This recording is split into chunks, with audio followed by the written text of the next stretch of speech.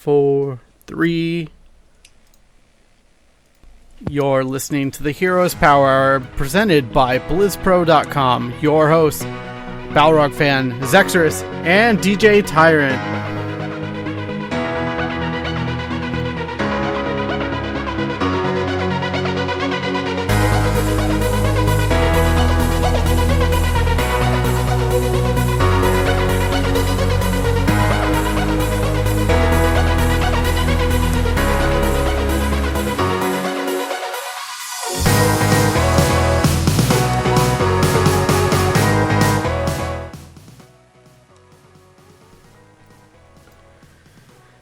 Hello, everyone, and welcome to the Heroes Power Hour. This is a Heroes of the Storm podcast brought to you by BlizzPro.com. This is episode number 60.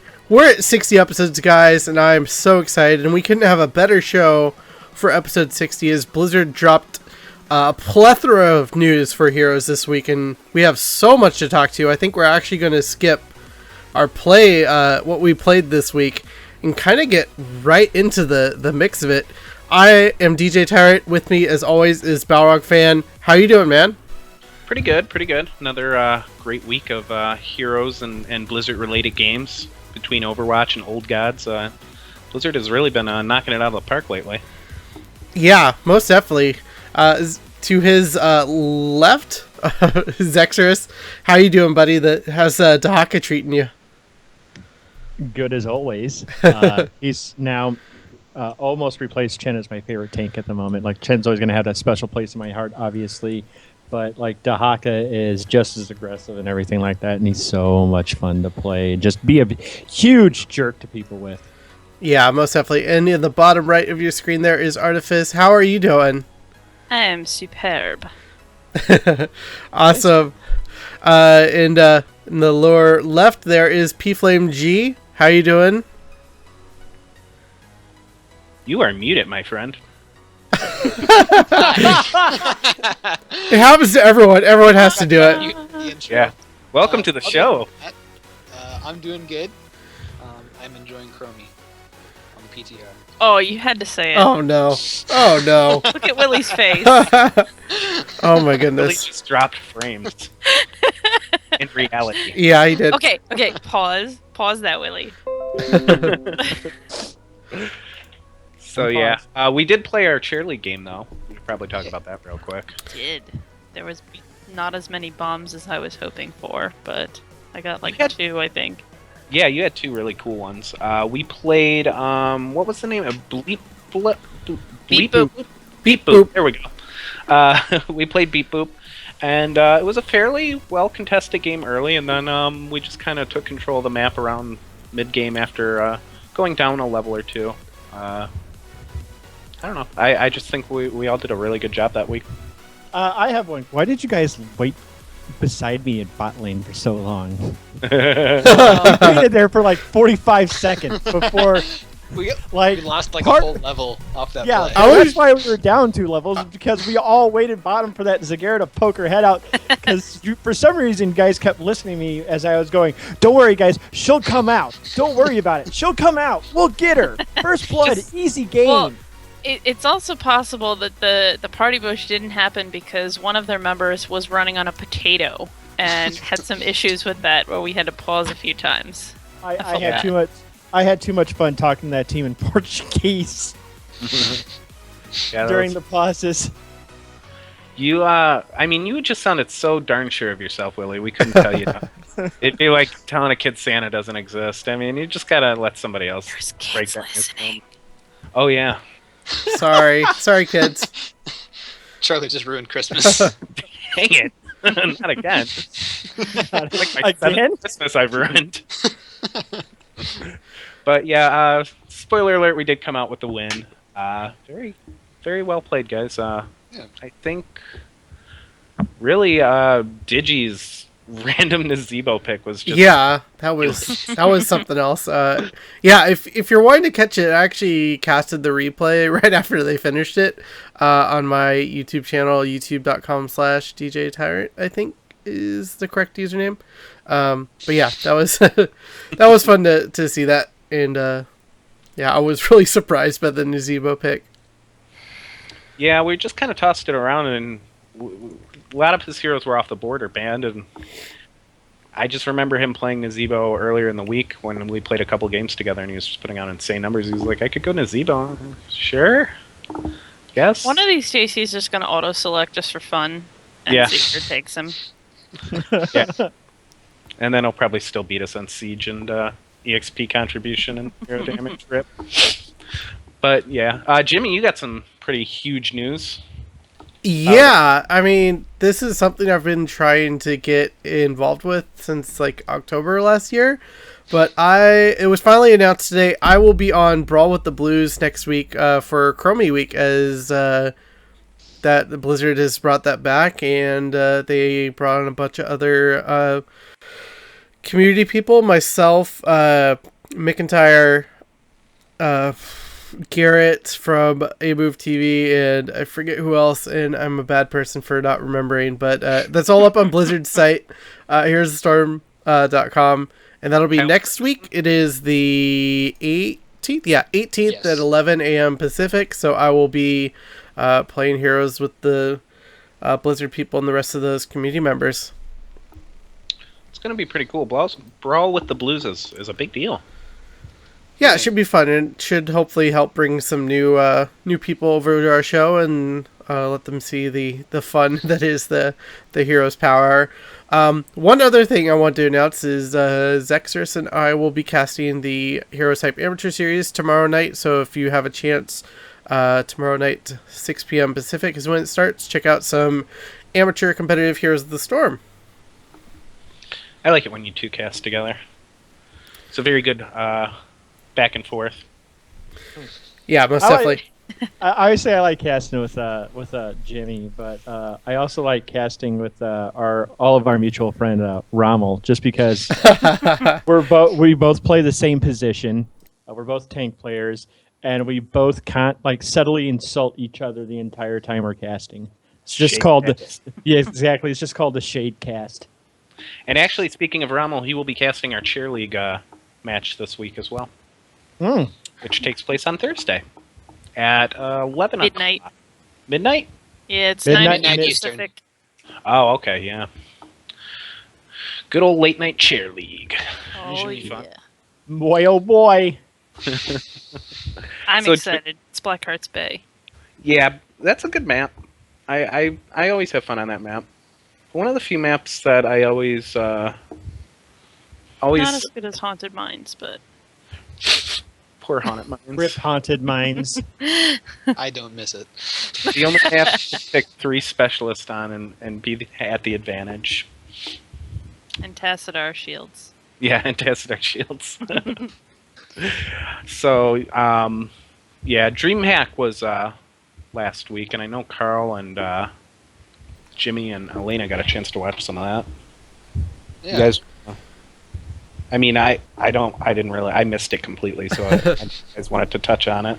I mean, the first day was kind of exciting because a lot of the teams that were not necessarily expected to do well were doing well, but day 2, kind of everything righted itself, and Yeah.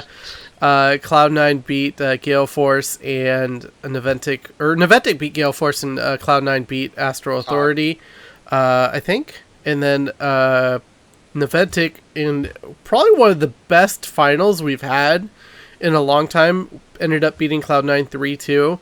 And they just really showed some diversity in their hero picks, and it was just a really fun series to watch. And Naventic looks really strong right now, and Cloud9 showed that, yeah, they might struggle on these online qualifiers, but lands is just where they shine. Mm-hmm. They 2-0'd Naventic in Group A, winners match. And then in the finals, I think Naventic won the first game, then Cloud9 won the next 2, and then Naventic won the last 2. Cloud9 did beat a couple teams, including Naventic with Rexar. Wow. What were they using Rexar like? I didn't watch the game super closely. They were on another screen while I was playing other stuff. But, I mean, basically, Misha was just going in all the time, and Rexar sat in the back and occasionally autoed things.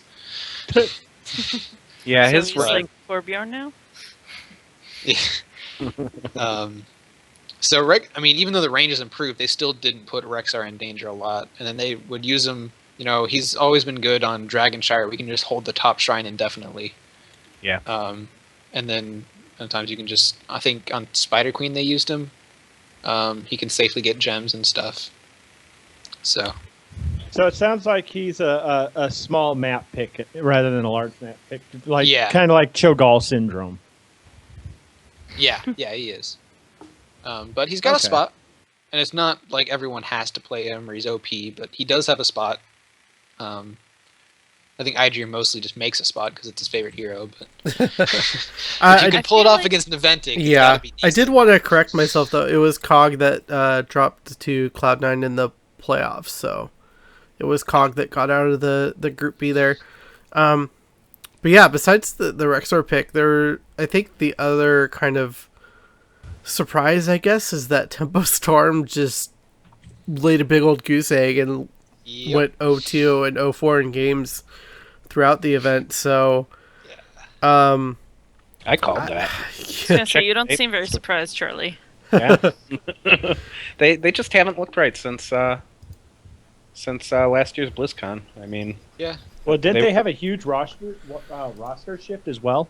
they did. yeah. They just got Urho, and you know people were hoping that would be a pretty good pick, but it didn't do enough for him. yeah, they had that big blowout where they were like fighting with each other and everything. And Yeah, that was BlizzCon, and then they like then they got like Srey and Goku, and I don't know the exact roster now. Srey left. it is Tom Sirkeo, Erho, Goku, and Zizix. Yeah, so they got Tomster and Urho, and Tomster did really well at Dorm, right? He Mhm. was that so, or was it? Yeah. So they picked him up. He's a good flex player, and he's been a solid tank in the scene for forever. And I think he's a shot caller too. I don't know if it's just they need time to get together, or the other teams are just getting that good. Because I think that roster would have been a top 3 roster a year ago. Yeah, for sure. I think they might just need some time practicing together. I don't know if changing up the lineup is necessarily the right move there. Yeah. So I was a little bummed Panda Global didn't get out of their group, but then again, it was Cloud9 and Niventic in their group, so the That's a death group. the eventual 1-2 there is probably the hardest part. But yeah, why don't we move on to the rest of the news this week? I mean, there's a whole lot of other Heroes news. Shall we unpause Willie Yeah, he had to go on unpause Willie and get him for Kuromi? for some Chromie talk, or Chuck. What do you want to talk about first? me? Oh, well, I mean, mine's all the way at the bottom, but there's just been a massive. Well, just real quick, there's going to be a giant patch coming out for everybody who didn't know. It's on the PTR. It's live there right now. There'll be a new hero, Chromie, who is like a time dragon baby person. I don't know. No. And she's really old, but she's a Yeah. gnome. So yeah, okay, got it. I know nothing about Warcraft lore, but there's been a lot of changes to abilities and talents, and quite a few heroes are getting a fairly big overhaul. And the one that really caught my eye was all of these Arthas changes. They did a really good job of like wiping out all the talents that were never taken, that were just completely useless and felt no good on him. Mercenary Lord being one of them. Quite a few. He looks different on almost every level now, and his survivability is up there from just being kind of a tank who relied on sustain and needed a good support. He was really good at engages and slows and stuff, but he could easily be focused and blown up on like he didn't have that tanky feel that Johanna or Merton have.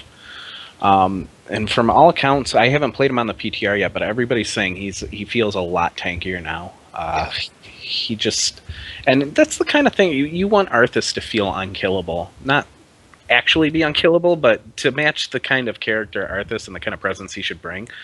I'm glad they did a lot of the changes they've done. I really like the idea of Icebound Fortitude. They're basically giving him the combination of Relentless and half a Stone Skin at level 7. that just seems silly. Activatable. Yeah, it's activatable, much like Stone Skin. And then, it's like relentless. And it only has a 50-second cooldown instead of the 60-second cooldown that most have. So that's pretty huge. I mean, he's going to be hard to kill just because of that, hard to pin down. Because that's a 75% reduction on the durations. Yeah. I think Anti-Magic Shell might be the best level 20 tank ability in the game.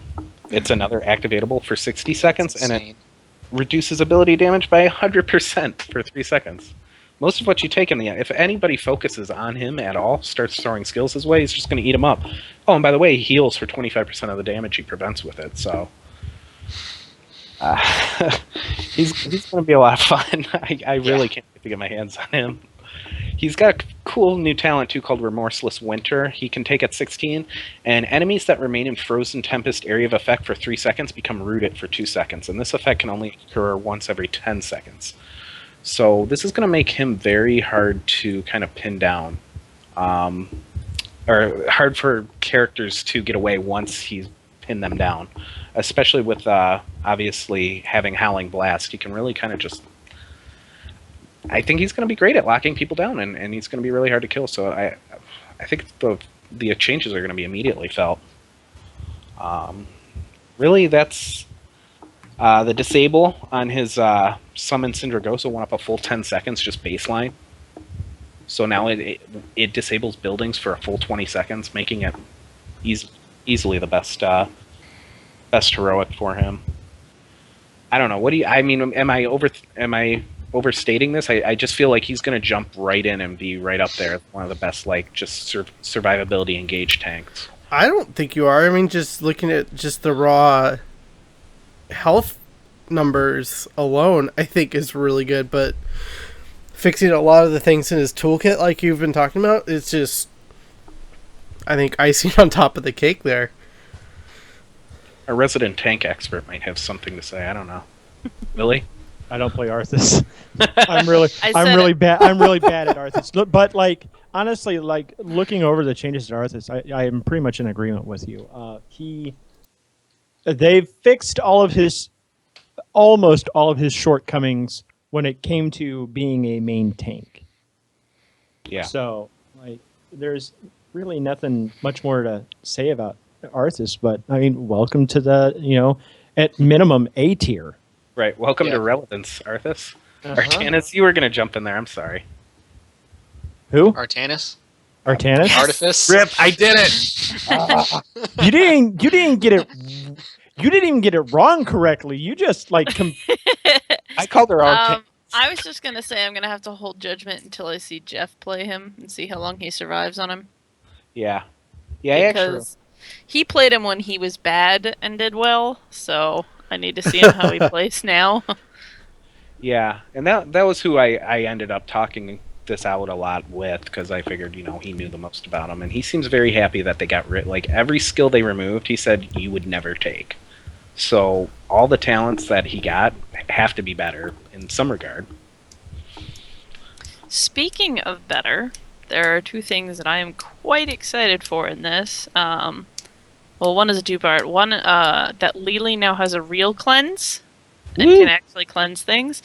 And that whole healing globe option where if you get to 25 when you take the talent, you get 100 mana added to it. So speed healing on Lily is going to be entertaining, to say the least.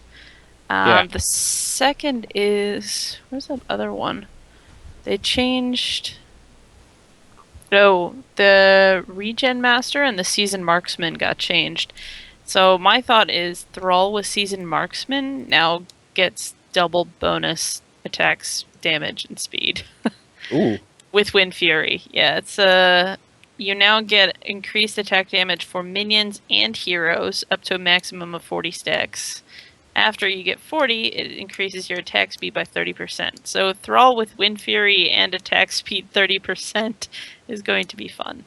Yeah. To clarify, you activate it, though, for 3 seconds, because that would be really broke if he just got baseline. Yeah, but Thrall's a blow-up pattern, even though these... Oh, yeah, that's true. So. 3 seconds is plenty for 2 to die. Yeah. 3 seconds plus the triple tap at 16 plus Sunder plus yeah. Scary. I didn't even think about that one in relations to Thrall. That's ugh. That's because I think of everything in relation to Thrall because I'm terrible like that. I don't. Willie, it's kind of on the opposite end here. What? I don't like the fact that the pursuit talents are now capped. Like you took Conjurer's Pursuit, you took Regen Master because there was essentially no limit to how high that could go, which made the tanks who would take that talent so much more effective. It was a mainstay on Anubarak, who I'm going to touch on here in a minute. It was an auto pick on Chen. And the fact that that's changed and it caps, it actually makes Chen worse now, because there were games where I would get 40, 45 globes in a game, and it would just keep Chen up for days. But now that's capped. So, I would say that's not very common, though. I mean, usually around 28 to 34 is generally the ballpark of a good globe farmer. This is true, but it's also going to come into the pro scene where it's going to cap on those pro games where it's much more needed than your average pub. They know how to farm those globes and everything like that, and the fact that the mana regen will cap makes healers actually less effective in the long run. It makes your tanks less effective in the long run. They'll have to back more often because they won't have that insane regen over time. I like the idea behind the making them questing talents. I just don't like the fact that they cap.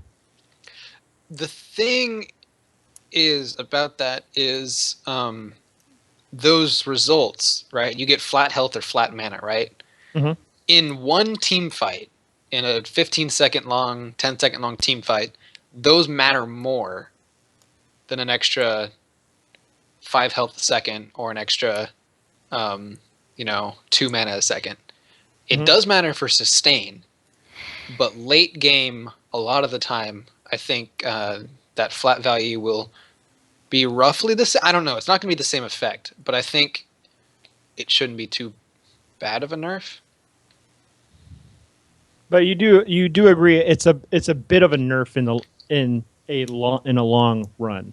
Yeah, if you're trying to sustain it, you're sitting there in a lane trying to duel somebody, or you're after a fight, you're trying to go do something afterwards. You don't have as much as regen. That hurts. Yeah, okay. I think it's kind of mitigated by the in combat flat buff, but yeah. Well, we'll get to see how that pans out over time. I don't think in the case of Seasoned Marksman it's a nerf at all. I can understand the argument for Conjurer's Pursuit and Regeneration Master, even though I don't agree. But I think what Seasoned Marksman's got is just it's a flat out buff. Yeah, no, that one is fine. Like if you're killing so many creeps, enemy heroes, that you're getting past 40, the other team's pretty bad at what they're doing. Yeah. Like, there's over the course of a 20-minute game, you should probably be around 35, 30 extra damage if it's a low kill game, or if it's even like a halfway competent game. If you're getting 40, 45, 50, 55, Vikings are just throwing themselves at you for some reason. We glossed over Artifice's point too about Lily having cleanse, which is huge. It is. I mean, I know you're a Lily player, Artifice. I enjoy using her. She just kind of fell out of relevance in competitive play, but I mean, I think we're on the same page here. She's back, right? It'll be the first thing that she can actually target somebody with. Yeah. That's crazy. I've always played her I know people are always concerned about her getting stunned with her ult, but I've always played her as I need as much speed healing as I can to keep everyone alive, because that's really her thing. Since you can't target people, you need to be able to heal as much as possible, as fast as possible. So for me, the bump in mana is going to be really big, because it's one of her things is she would always get stacks so she wouldn't have to go back to base ever. Like it would always be about 30 too. So the 25 getting an extra 100 mana, she might no longer have to back at all for that. And it always depends on how. Like you said about the cap putting kind of a damper on it is possible, but it's also per hero, I think. Like some heroes, their abilities take big spikes and others kind of just pop and then you rebuild it from there. So it really depends on who you end up playing, dependent on those things with the regen master and everything. Definitely. And they did move her Shake It Off from 7 to 16 as well, which I don't think that's really going to get taken anymore with the addition of Cleanse. You're either going to take Cleanse or that. Shake It Off was always a weird talent for me. A lot of people like Serpent build, but the Serpent build is really situational depending on whether you're solo healing or not. Yeah. I always enjoyed Pitch Perfect at that level when I was going with the healing. That's my favorite. Lily did see a little bit of play at DreamHack. Not a lot, but teams are trying her out. 0-2? Didn't C9 pick her though? She might have, yeah. Yeah. So I'm not saying she was like meta, but teams are trying her again. And now that she's getting Cleanse, I think even in competitive there will be a space. I mean I'm not a pro player. I can't tell you that she's going to be first pick, first ban, or not. But I think it might be enough. Yeah, no, I agree. Willie, you wanted to go over everyone's favorite Crypt Lord bug person guy? Yeah, Anubrak saw a bit of the Arthas treatment as well and got himself a lot of changes. A huge amount of changes. Especially to a lot of things that I commonly take on him, like Locust Needles.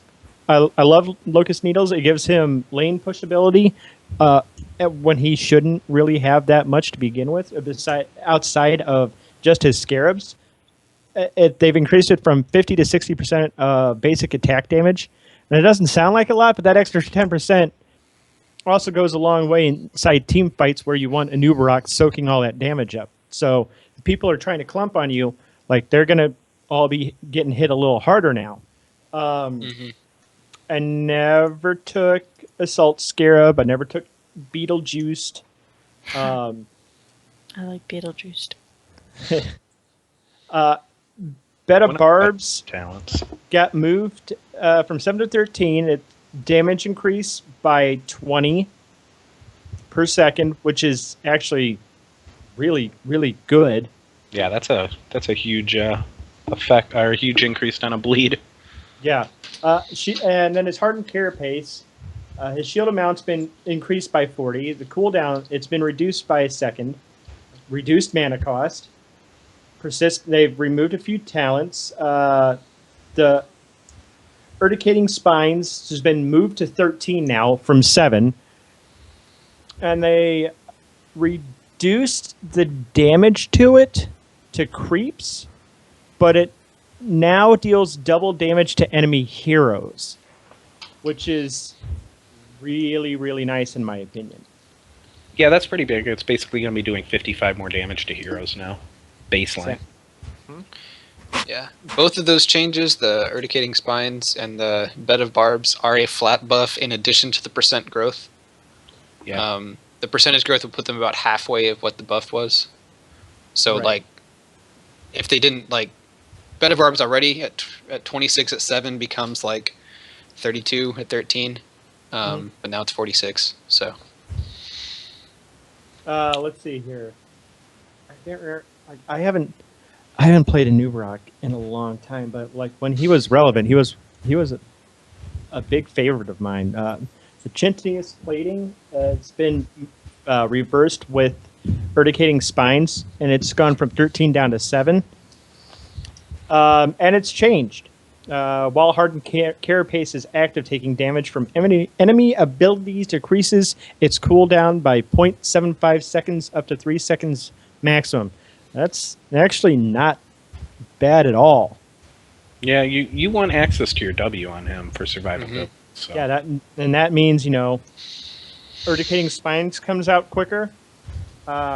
Basically, everything just comes out a lot quicker with Chintius plating. So,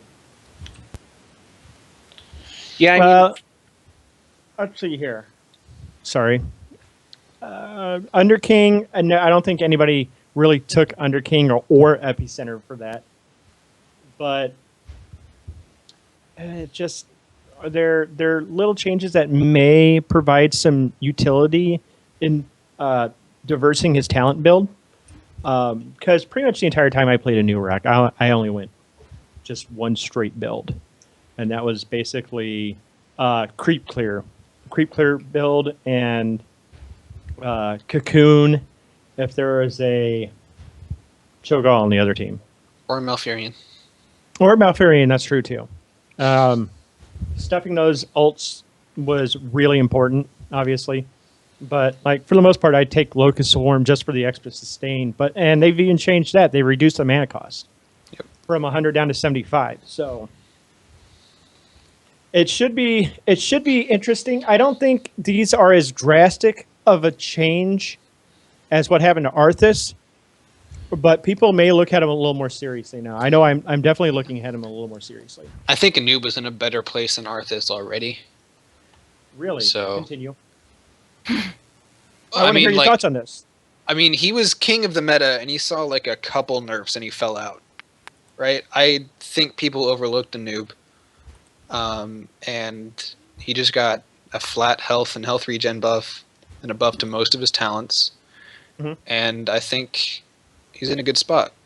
I mean, I don't remember the Hot Dogs win rate, but I don't know. I felt like Anubarak was discarded pretty quickly on some not super significant nerfs. Yeah, I mean, obviously, if they changed him from time to time as a counter. Sorry, go ahead. Yeah, I was saying, if they changed him this much, he probably didn't have like a 55% win rate or anything. Right. But I don't know. I'm kind of interested in that change to his level 20 buff, where now when he uses with Crypt Weave, channeling will now automatically occur while Anubarak is near the cocooned enemy. I wonder how close that has to be, because that's a full extra 4 seconds on cocoon that you used to have to like click and channel. Now it's just automatically going to do it. And does that take the ability for him to move away? Like, is he true channeling where he can't do anything else, or is it just kind of like something that a little side laser fires out of him and he can still move? And I can't imagine they would forcibly make you lose control of your character when you walk near something. Right. I think it would be like a Lily channeling. Yeah. Okay. It would still move, but it Cast spells. Yeah. That makes maybe. sense. It seems like what they really want it with Anubarak, they kind of said in the comments, where they want him to be the warrior who's good at dealing with all these new spellcasters.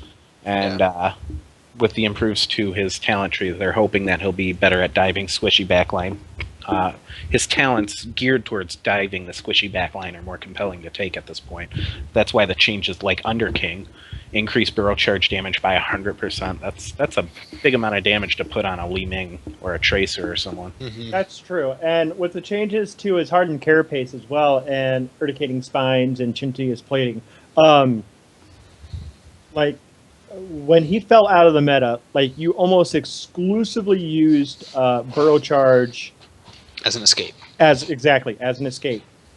But now you may with those changes to his W, you may be able to afford being a little more aggressive with that. Not all the time, but sometimes, yeah. And now he's the second hero in the game to have Dampen Magic at level 1, along with Stitches, which is pretty cool. He'll be better at taking ability damage. Yeah, I still don't know if I'd take that. I don't know if I'd take that over Regen Master, because he comes with a built-in shield. So I mean, I see a point to Dampen Magic for like bad globe maps, like Battlefield. Battlefield's a terrible globe farming map. I hate that map. Well, the only time I would consider taking Dampen Magic ever really is against double mage. Like if they somehow got Kelthus and Li Ming, then yeah. I like it more on Anubarak than Stitches too, just because, I mean, Stitches has Hook to deal with mages. Yeah. But that's like a lot of times if they're positioning right, that's a long shot. That's hard to do. Not that your everyday Hero League players are not going to be standing in front of their tanks, but at like a high level, if you're thinking about, all Sure right, about that. can I hit this hook on their Kael'thas? Maybe, maybe not. But Anub'arak calls out the tools to get to that back line, and then soak up the magic damage once he's in there. So I think it's a really good talent for him. I mean, like Willie said, Regen Master is really good with built-in shields. Like the synergy there is fantastic. But I think the talent makes more sense on his diving warrior than it does on Stitches. Yeah, it definitely does make a lot more sense on New Rock than it does Stitches. I mean, it's not bad on Stitches, No. but again, like I've always considered Stitches in this weird place as he's not so much as a frontline tank as he is a backline tank. Yeah. That's his whole goal, is to pull you away from your team into the loving arms of your team, quote loving, Yeah. and just where you proceed to shred the enemy, and maybe you get hit with spells in the process. Though Regen Master for Stitches is going to actually be good. Yeah. Does he still have? No, he has flat health gain per globe. That's right. Yeah. Durr. And then he gets, I think, a even bigger bonus when he hits a cap, too. I think he got the same treatment for his specific Regen Master. Yeah, you're right. You're right. I'm wrong. It permanently increases health by 30 up to a maximum 900. And then when he hits that 900, he gets a flat 10% movement speed. Oh, yeah. It's just hilariously amazing. Stitches running around with... if he gets the gas going when he has the move speed buff, too, we're going to see that Abomination just trucking through lanes. Like, whatever he wants. I'm coming. I cannot wait to see that. Yeah. So, Jimmy, you wanted to discuss Chromie, I believe? Was that you? I could talk a little bit about her. I mean, I got to play her on PTR a little bit yesterday as I was homesick from work. You might still hear my sickness through my voice. But, yeah, I really like Chromie's toolkit. I think it'll be fun, and I think there are certain people on the show who disagree with me, and certain people who agree with me on this. But I think it'll be a very interesting hero to come out in the meta, and I really don't know if her baseline talent of getting talents a level earlier is really going to have a huge impact, but I could be wrong. Carl, I know you agreed with me, so why don't you talk a little bit about Chromie? First, this is kind of a sidetrack, but we now have 4 mages if you count Falstad, right? Or 5? You got Kael'thas, Jaina, Li Ming, Falstad, Chromie. You got 5. So it's going even harder and harder to ban out mages, right? There was a point in the meta where everyone was banning out supports because there were really only like 2. And there's like, okay, let's ban out their tanks because Murid and Johann are the only good ones. Now we've got a whole bunch of mages, and there's people who are like, okay, we got to pick up Kael'thas or Li Ming if they're around because they're really good. But now, okay, maybe they get Kael'thas, but we get Chromie. So I think that's really good. As the game gets bigger, you don't have these big, just like, we lose a role because we didn't get to first pick it. Secondly, I really like Chromie. I think her kit's really cool. I like delayed skill shots. And then I think I like her a lot. I think her kit design-wise, I like it more than Li Ming because they're both supposed to be these long-range poke mages, right? And the thing about long-range poke mages is they're supposed to die if you get to them. But Li Ming has like a talent on every tier about her teleport build where you can get a shield, you can get regen on kills, you can get damage on it, and all the damage she's supposed to lose because you're close to her, she just gains back on that build, and she just covers all of her weaknesses, and she's fine.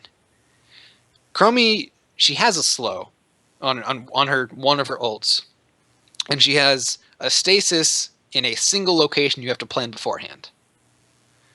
So she's much more vulnerable if you actually get to her, which I think is a very good thing. And then I think, I don't know, the W on a baseline 14-second cooldown, you really have to be careful about when you use it because it's a delayed ground skill shot. And And then she can't like poke structures from 8 years away like Li Ming can because her Q doesn't only affects heroes. So I think it's just she's going to be a lot more fun to play against than Li Ming, and still get that for the player you still get that whole I'm a long range sieging kind of mage, and if somebody does step on my trap or I use the ult to pull them back, I can line up a sweet combo and still make that play. Willie, go ahead and tear apart everything I just said. Yeah, that was a very well thought out and concise and very Remember, he's your friend. response. No. I mean, he laid out his case for Chromie very well. I don't like Chromie. I think it's complete whiff on Blizzard's part. I do not feel her on any level. I think her kit is uninspired. I'm trying to be as nice as possible on this. I don't like her kit in the slightest. I don't mind the delayed skill shot, but it's like dealing with a movable hammer. Her Dragon's Breath, your setup is pretty much for your E or hope to God your other team is stupid. Her W does an idiotic amount of damage for what it does, and then you have a skill, I think either at 3 or 6, that reduces literally everything about your W, and it still does an ignorant amount of damage. Like, yeah, it's way too much damage for what that talent should be doing. Her time trap, I don't see that working unless you're playing against a Dahaka. Like or Falstad or something. Yeah, like that time trap is highly situational. Yeah, it's hard to use. It's not going to be usable. Nobody's going to press E. And, I was having a hard time using it against AI opponents, to be quite honest. Yeah, Can you use it to trap a predictable Abathur, though? You could, I guess. Would it like blow if you up know that. Hard? Yeah, like you could. Yeah. You could throw it in a bush bot lane and then like go to the top tribute and expect him to burrow in there, but then he'll just be in stasis for 2 seconds unless you just hung around nearby. Yeah, but you can only have one trap out at a time, so I hope you're really good at your guesses. Mm-hmm. It is invisible once it's placed, but it's still but again, it's one trap. Yeah. Like if it was like Templar or Assassin from Dota, like where she can have like 7 or 8 traps out at once, that would be one thing. This isn't Dota. It's Heroes, and the idea behind Time Trap, while good, falls flat like really hard to me. Slowing Sands, no one's going to take Temporal Loop. Temporal Loop is going to be way too hard to use for it being an ultimate. Is it a landing shot? Temporal Loop? No. Like it's a targeted. It's a targeted ability. So let's say you see Dahaka brush stalking somewhere, and you hit him with that. You hit him with Temporal Loop. He goes to whatever lane he's in, and then 3 seconds later he comes back to where he was. Okay, congratulations! You now have an angry Dahaka in your face. I mean, like, there's some gimmicky plays you could do with it, like pulling back Abathur's. Tracer even. There could be some synergy with Time Trap, but that's way too much effort to make that work.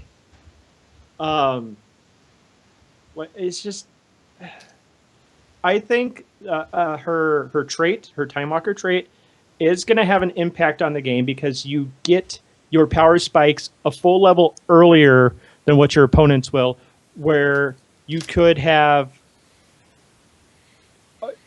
almost negate a level disadvantage just because you're the mage and you have a power spike earlier than your teammates will. So you may be able to clutch some stuff out, but I'm not feeling it. I haven't been this disappointed by new heroes since Rexar. Now, to clarify, do you think she'll be useless within the meta, or you just don't like her? Because I don't like Tracer, but even I playing her and seeing her, I was like, well, she's really good. I just don't like playing her. I think someone will end up using her. I don't think she's as power. I wouldn't pick her over a Li Ming or a Kael'thas. I don't. Who do you I think wouldn't- she can counter? Like, who's her hard counter? Who is her hard counter, or who does she counter? Either. Well, From the sound of it, I think she'll do well against Tracer, personally. yeah, she should be fine against Tracer. No. No? I don't- Only You'd You'd be because hard she, like, pressed to Tracer ever can land that E W. The ult, if it's still up, the one that pulls her back to the same place, and she has 2 delayed skill shots, which Tracer has 3 dashes. She'll hard counter people who require high mobility. Actually, Falstead. You see a Falstead landing, temporal loop. Go back to the well, jerk. Like Dahaka's shield counter very hard. I think she'll be good against Hammer. Well, that's far as because you hitting have her more actual- range than Hammer. I'm pretty sure without upgraded Probably a little bit, siege mode, Yeah. she'll outrange Hammer. And then like it's 15 where you get that if you hit 25%. a sandblast. Yeah, if you hit a sandblast at like near max range or something like that, and there's a nice little finder on on the skill shot icon, which I liked. Okay, I got to hit it at this range. Okay, cool. But like there's no cooldown on it or something. It's like a It's a second long 1 second cooldown. cooldown. Yeah, that's From idiotic. 3. And she has no mana problems. That is the way. I expected her to have a lot more mana problem than she does. Yeah, like I left slowing sands up and just walked away and forgot It's I 4 actually mana had a it up. second. Yeah, That's it. and it's and then 20 it has no mana.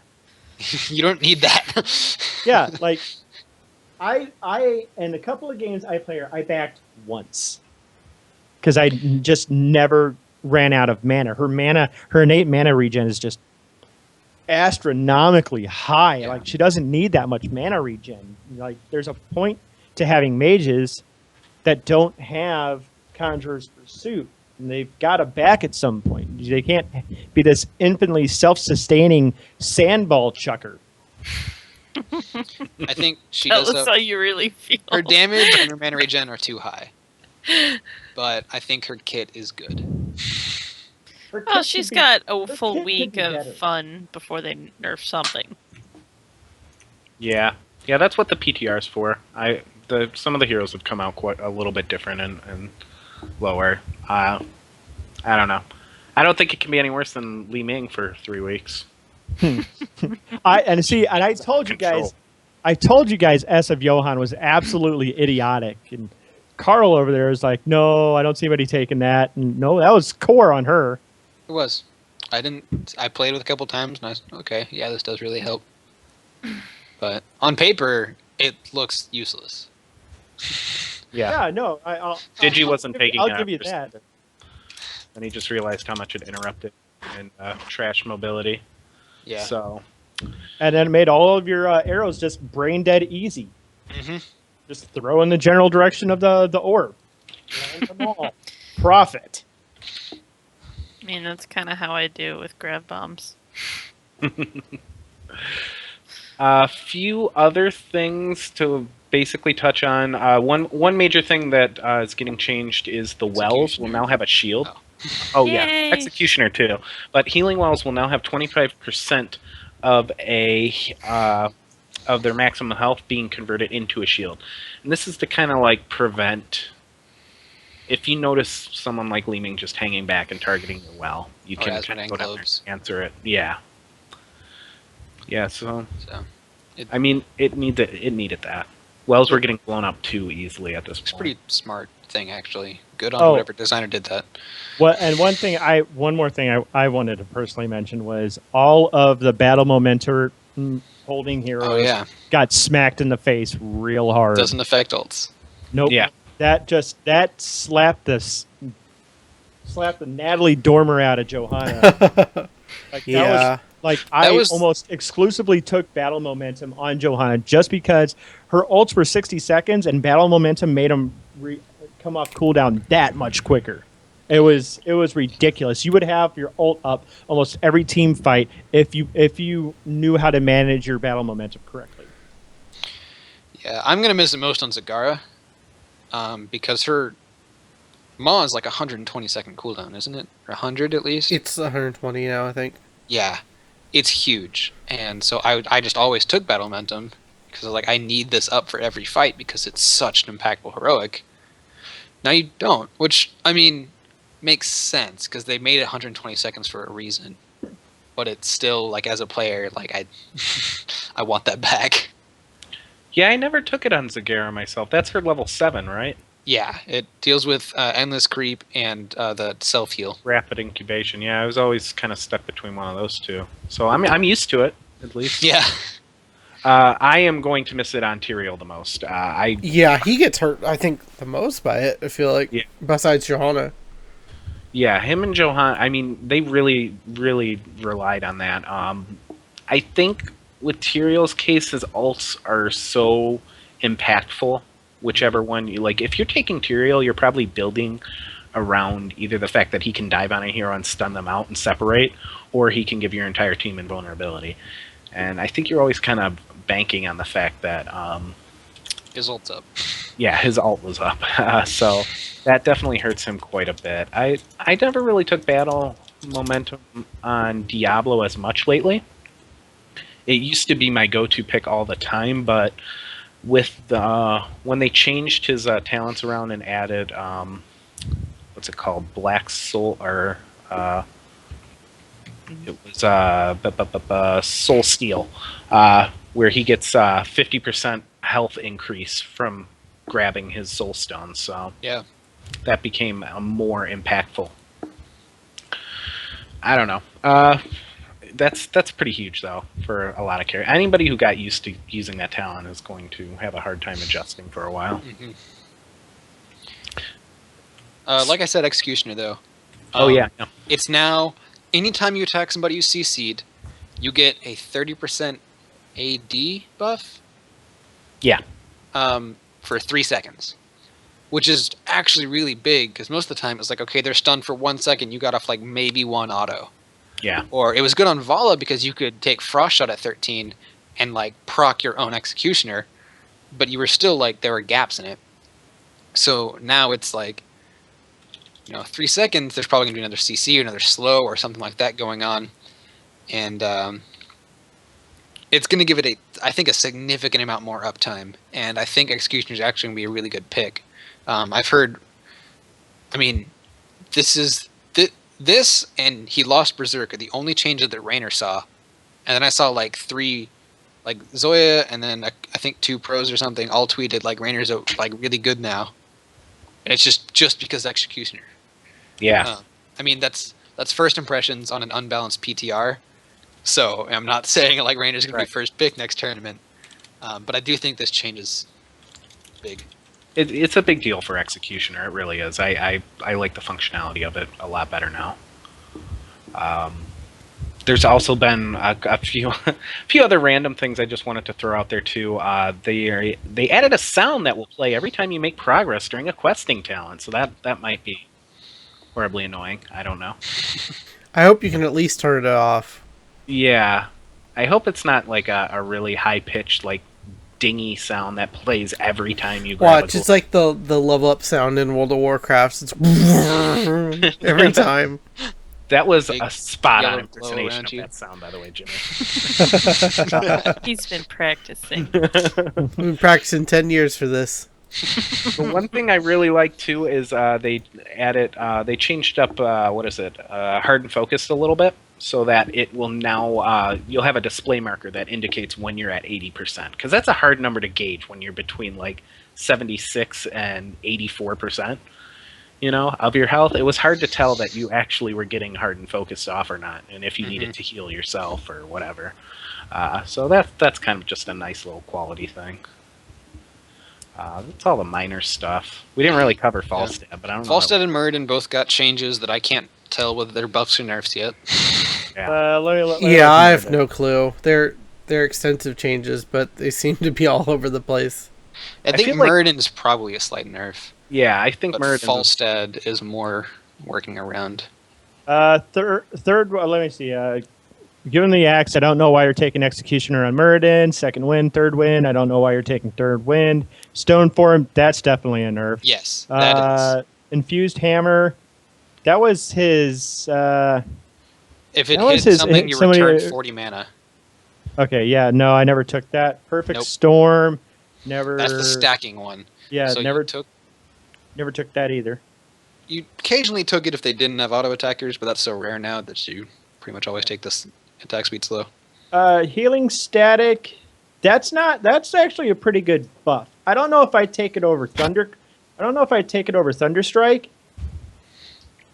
But it's that's 5% of maximum health per hero. per hero. So that's like you get lucky. You get lucky. That's anywhere from 25 to 60%, saying they had Vikings and Rexar on their team, and they all just jumped on you. That's one tremendous thunderclap. Yeah. But you could probably 10, maybe 15%. And a few times a fight. Yeah. Which and Murden's health I pool, don't big. know anybody who took landing momentum with Dwarf Toss. I don't know anybody who took an E talent. Like there may be somebody who did, but so Probably really me. Compete with That was a level 16. 16. Oh, because that also competes with Stone Form. Yeah.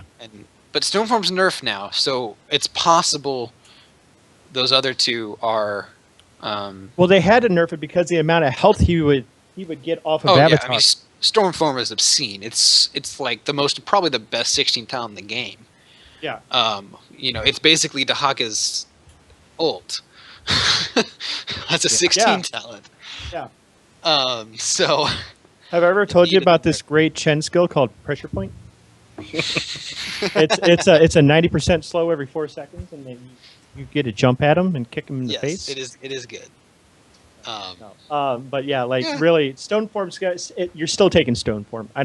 It might be they increase the duration, so it heals a little slower. Decrease the health. Yeah, but it's not really. You're still taking Stone Form. You're still gonna get a huge, insane amount of health off of Avatar. So. Yep.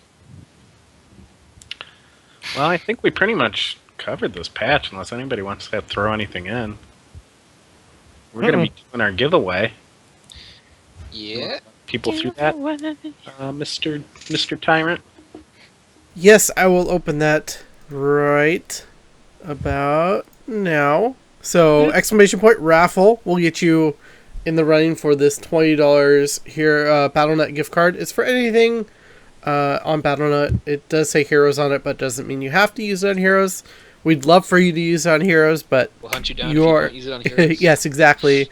But you're not required to. You can use it on Old Gods packs. You can use it on the StarCraft DLC, any of that good stuff. So some weird mountain WoW. Yeah, exactly.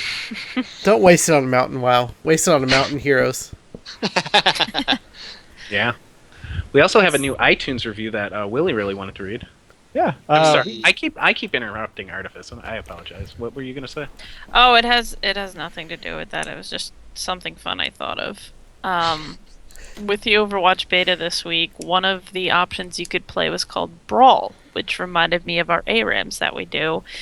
But the difference is that in this mode, when you auto-select, every time you die, it puts you on a different character that it chooses for you. And I was just thinking of how entertaining that would be in ARAM matches. Oh my god, that would be genius. What was it? There's a mode in Dota 2 that does that, where each time you die, somebody different. You get somebody different, and the hero pool is split among the two teams, and the first team that runs out of heroes or gets their core destroyed, loses. Wow, that's pretty cool, actually. I've actually seen 1v10s where the one person won. It was the most. Wow. I would love that. That's silly idea. Just every time you die, is somebody different. So that way, if Charlie gets stuck on Vikings in ARAM again, he suicide and get someone else. and I does he get a new hero for each Viking though? Yeah, that would be awesome. I be maintain that hilarious. I could have done all right if you guys didn't have Asmodan and Kelthus. Jeez. Despite silly. Lena and Willie behind them. Just I was so spiteful to Oh, be that yeah. game. I could feel it. I could taste That, through the. that was definitely that Justin Wong. You gotta learn to separate them today, Charlie. Go learn today. I knew exactly what that was, and I still managed to do top hero damage on my team. So. Oh my gosh. You want to read that iTunes review, Mr. Zexorus? Absolutely. We have a iTunes review from Just a Joke Junkie, who's also in our Twitch chat at the moment. And she said she gives us a 5-star review saying, I absolutely love listening and watching the Power Hour. It's highly entertaining, while also always giving me new things to think about while I'm playing or watching Heroes. I also get to see things from the many perspectives about various topics or points from both the streamers and the awesome fellow viewers in chat. Keep up the great work, you guys. Thank you. Aw. Yeah, Yeah. thank you. We always appreciate iTunes reviews, and if anybody wants to go there and leave them, we prefer 5-star, but I mean, if you hate our guts and you got to leave a 1-star, so be it. A review is a review, and I will never turn down publicity of any kind, even if it's of the shade variety. 1-star fires hashtag Oh fires my X. goodness. Wow. So tired of Zex's rants. -3 stars. Yeah. But as always, if you feel so inclined, check out our Patreon, patreon.com/heroespowerhour. Helps us keep this show running, and we're also using that money to reinvest in the show and help fund these giveaways that we're doing, like this $20 giveaway that we're going to do right now. Over there, too, in that direction, there is a subscribe button. Yes, subscribe button on Twitch as well. That helps support us as well. Support the whole Blizz Pro organization. Yeah. Everything. A sweet chat emote. Yeah, let me shout out the other shows really quickly. Wednesday nights is the West March Workshop, which is about Diablo. Thursdays, Payload Podcast, which I'm a part of, about Overwatch. Ooh. Sundays, Well Met, about Hearthstone. And, of course, Tuesdays is us, the Heroes Power Hour. That's us. We're the best ones. We're the best ones, think. yeah. Probably not. All right. World We're of go- Warcraft and StarCraft don't have a show. Yeah, no. We're kicking their ass. Yep. We're going to close out the raffle here and draw it. Haffengrim wanted me to do the WoW sound again. Let's see if I can do it again. Nailed. Nice. Even more concise. Papa Bear WL, congratulations on the $20 card. I will scratch this off for you. It is unscratched right now. I will scratch it off for you and direct that to your inbox on Twitch. It'll be coming from my Twitch account, DJ Tyrant, not the BlizzPro Twitch account. So look for that in just a moment. Thank you, everyone, for listening. Any final thoughts? Actually, I did have a final thought. DreamHack is once again this weekend, the European one. And there's a bunch of European teams there. TEH89, never heard of them. Team Liquid, Team Dignitas, Fnatic, My Insanity, Evil Murkies, Put It in the Chips, and Never Lucky. So they have very interesting team names, but I feel like Dignitas really has the best shot to win this thing just because they've been strong, and until proven otherwise, I don't think they're going to lose. Team's even taken a game off Dignitas in the last couple of tournaments. It's Hashtag rip Navi. You know what? Deaths, anime deaths. Aw. I'm gonna shoot from the hip here and say that name TEH189 is so good that they will definitely make some noise this weekend. That's how good that name is. all right. Just watch. Should we plug Jimmy's Brawl with the Blues next Wednesday again? Yes. Make sure. Well, you just kind of did it. Yeah. Yeah. So I don't know. And don't forget to watch Heroes Hype tomorrow with me and Mr. Jimmy at beginning at 9 p.m. Eastern? Yes, 9 p.m. Brawl Brawl Eastern. with the Blues, Jimmy. Brawls with the Blues is May 18th at 11 a.m. Pacific. Nice. the chair league match will be casted at 12 o'clock Eastern on Thursday, midnight, and that's on twitch.tv/MaverickIV, right? Yeah. But make sure you're checking out heroesofthestorm.blizzpro.com for all of your Heroes of the Storm needs relating to builds and strategies and all kinds of other wonderful articles that we all write and contribute to. And It's just a great site. I think you guys should go there. By we all, he means the top 3 people on your screen. Yes, and not pictured Alebeard. Yeah. Because no one has actually photographed him because he's too busy writing Heroes articles. Yeah, pretty much. He's in my basement in a pit. Every once in a while, I toss him some shampoo, Some Oh lotion. my gosh. and some lotion too. Now you're Rommel. Oh no! Oh, Bam! you did that to Podcast yourself. out. Oh God! He's gonna hear about that. Oh, I hope he does. I want him to hear my disgust. All right, God, Jimmy. I have to close go the get train frisbee wreck. biscuits now to play frisbee golf. Anyways, that is going to be episode 60 in the bag for the Heroes Power. Thank you, everyone, for checking us out. If you're still hanging around, we will be doing some viewer games momentarily. This is episode 60 of Heroes Power. Good night, and stay tight.